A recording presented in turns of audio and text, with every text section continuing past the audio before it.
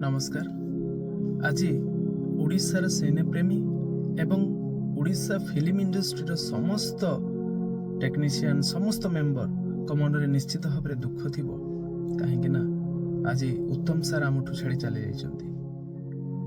मु भगवान को पाखरे प्रार्थना करी तांकर अमर आत्मा को सद्गति मिलू एवं तांको परिवार को भगवान शक्ति दिंतु जमती ए समय सी भल भाव जीवन टाक बितेबे। उत्तम सार थिले हृदय जड़े बहुत भल मनीष।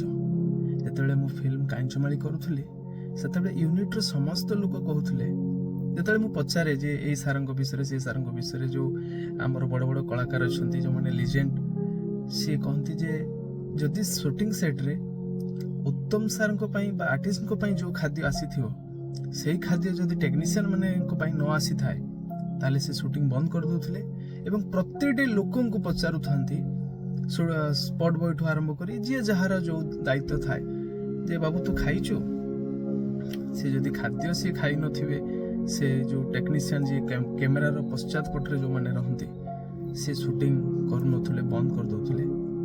बहुत भल मनीष तांको विषय मु जानिछि हुए तो फिजिकली मु तांको सहित देखा ही नाही किंतु आमे जो आर्टिस्ट को भी देखो जे सिनेमा प्रति बा सिनेमा शिल्प प्रति जहार प्रेम थाए भल पाइबा थाए से निश्चित भाव में जदि किछि भी टिके क्षति हुए ताहले ता मन रे दुख हुए।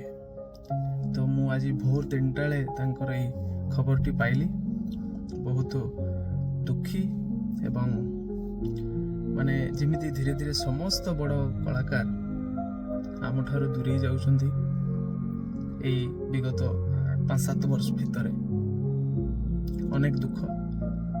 आज गोटे बहुत बड़ लेजेंड को बॉलीवुड इंडस्ट्री बा ओडिशा जो सिनेमा शिल्प हरैला। नमस्कार।